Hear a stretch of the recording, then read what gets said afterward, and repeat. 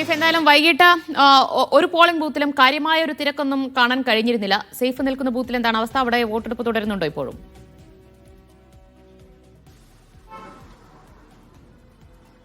ഇല്ല ദിവ്യ, വോട്ടെടുപ്പ് നേരത്തെ തന്നെ പൂർത്തിയായി. 6 മണിയോടുകൂടി ഗേറ്റ് അടച്ചു. ഗേറ്റ് അടച്ചതിന് ശേഷം ഇപ്പോൾ ഇവിടെ ഉണ്ടായിരുന്ന ആൾക്കാർ, നേരത്തെ പോളിംഗ് ഏജന്റുമാർ അടക്കമുള്ള ആൾക്കാർ പുറത്തേക്ക് പോകുന്നതാണ് നമുക്ക് കാണാൻ കഴിയുന്നത്. അതുകൊണ്ട് വൈകിട്ട് 5:30 തന്നെ ഞാനിപ്പോൾ നിൽക്കുന്ന ഇവിടത്തേക്കുള്ള തിരക്ക് പൂർണ്ണമായിട്ടും തീർന്നിരുന്നു. ഇപ്പോൾ മെഷീൻ സീൽ ചെയ്തതിൻ്റെ തിരക്കിലാണ് രാഷ്ട്രീയ പാർട്ടികളും ഉദ്യോഗസ്ഥരും എല്ലാം ഉള്ളത്.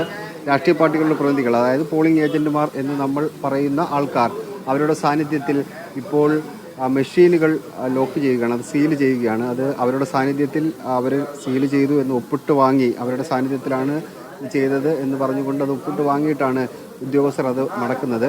5:30 തന്നെ അത് അവസാനിക്കുകയും ചെയ്തിട്ടുണ്ട്. ഇവിടെ ഞാനിപ്പോൾ നിൽക്കുന്ന ബൂത്തിൽ 748 വോട്ടാണ് ആകെ ഉണ്ടായിരുന്നത്. ഇതിൽ 601 വോട്ട് ഇവിടെ പോൾ ചെയ്തിട്ടുണ്ട്.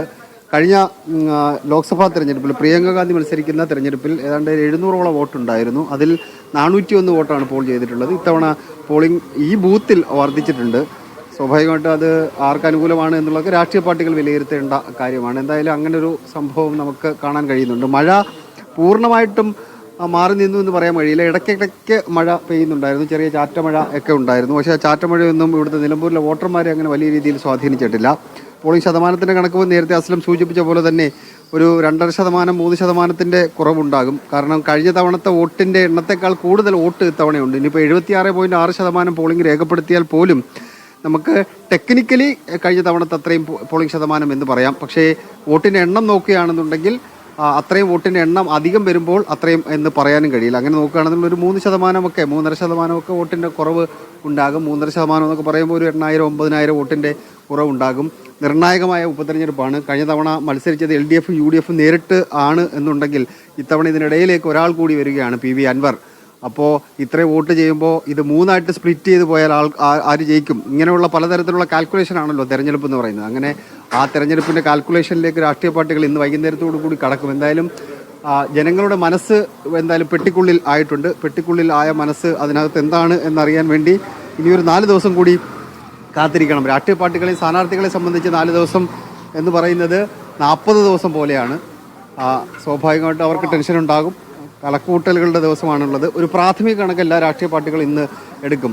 അത് രാത്രി വൈകി ഇപ്പോൾ ഈ ബൂത്തിലുള്ള ആൾക്കാർ, ഈ കണക്ക് ഈ പോളിംഗ് ഏജന്റുമായിട്ടുള്ള ആൾക്കാർ അവരുടെ കണക്ക് അവരവരുടെ മേൽക്കമ്മിറ്റികളിൽ നൽകും. മേൽക്കമ്മിറ്റികളിൽ നൽകിയ ശേഷം അവർ അത് ജില്ലാ കമ്മിറ്റികളിൽ നൽകി അതിനുശേഷം അത് സംസ്ഥാന കമ്മിറ്റിയിലേക്ക് പോയി നാളെ CPM സംസ്ഥാന സെക്രട്ടേറിയറ്റ് അത് ചർച്ച ചെയ്യുന്നുണ്ട്. സ്വാഭാവികമായിട്ട് UDFും അതായ രീതിയിലുള്ള കണക്കുകൾ തയ്യാറാക്കുകയും ചെയ്യും. എന്തായാലും ഏതാണ്ട് 3 ആഴ്ചക്കാലം നീണ്ടുനിന്ന വലിയ പ്രചണ്ഡമായ പ്രചരണം, ആ പ്രചണ്ഡമായ പ്രചരണത്തെ ജനങ്ങൾ ഏകദേശം ഏറ്റെടുത്തു എന്ന് തന്നെയാണ് നമുക്ക് കാണാൻ കഴിയുന്നത്. ജനങ്ങൾ ഏറ്റെടുത്തതിൻ്റെ തെളിവാണ് പോളിംഗ് ശതമാനം. ഏതാണ്ട് ഒരു 73% പോളിംഗ് എന്ന് പറയുമ്പോൾ അത്രയും മോശമായ പോളിംഗ് ഒന്നുമല്ല, ഒരു മെച്ചപ്പെട്ട പോളിംഗ് എന്ന് പറയാം. കഴിഞ്ഞ തവണത്തിന് മുകളിലേക്ക് പോകുന്നില്ല, മെച്ചപ്പെട്ട പോളിംഗ്. ഉപതെരഞ്ഞെടുപ്പുകളിൽ സാധാരണഗതിയിൽ ഉണ്ടാകുന്ന തരത്തിലുള്ളൊരു മെച്ചപ്പെട്ട പോളിംഗ്. അത് നിർണായകമായ ഉപതെരഞ്ഞെടുപ്പാകുമ്പോൾ ചിലപ്പോൾ രാഷ്ട്രീയ പാർട്ടികൾ ചിന്തിച്ചിട്ടുണ്ടാകും കുറച്ചുകൂടി അത് ഉണ്ടാകുമെന്ന് കരുതിയിട്ടുണ്ടാകാം.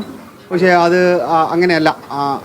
ഒരു മെച്ചപ്പെട്ട പോളിംഗ് ഇവിടെ രേഖപ്പെടുത്തിയിട്ടുണ്ട്. അത് നിലമ്പൂരിൻ്റെ മനസ്സെന്തായാലും നമ്മളിപ്പോൾ കാണുന്ന ഈ പെട്ടിക്കുള്ളിലാണ്. ഈ ഒരു പെട്ടിയല്ല, ഇത് കണക്ക് 263 ബൂത്തുകളുണ്ട്. 263 ബൂത്തുകളിലുള്ള പെട്ടികളിലാണ് നിലമ്പൂരിൻ്റെ 2,32,000 പേരുടെ മനസ്സ്. അതിനകത്ത് അത്രയും പേര് വോട്ട് ചെയ്തിട്ടില്ല. 1,70,000 അല്ലെങ്കിൽ 1,65,000 ചിലപ്പോൾ വന്നേക്കാം. അങ്ങനെ നിലമ്പൂരിൻ്റെ മനസ്സാണ് ഈ ഇപ്പോൾ നമ്മൾ ഉദ്യോഗസ്ഥരുടെ കയ്യിലിരിക്കുന്ന പെട്ടിയിലുള്ളത്. ഉദ്യോഗസ്ഥരുടെ കയ്യിലുള്ള ആ പെട്ടിയിലുള്ള നിലമ്പൂരിൻ്റെ മനസ്സിനൊപ്പം തന്നെ രാഷ്ട്രീയ പാർട്ടികളുടെ ചങ്കെടുപ്പ് കൂടിയാണ് അതിനകത്തുള്ളത് എന്നുള്ളതാണ് വസ്തുത.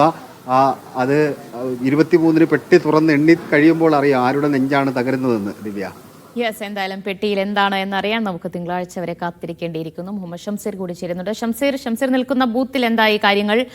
വോട്ടെടുപ്പൊക്കെ അവസാനിപ്പിച്ച് ഉദ്യോഗസ്ഥർ മറ്റ് നടപടികളിലേക്ക് കടന്നു കഴിഞ്ഞു?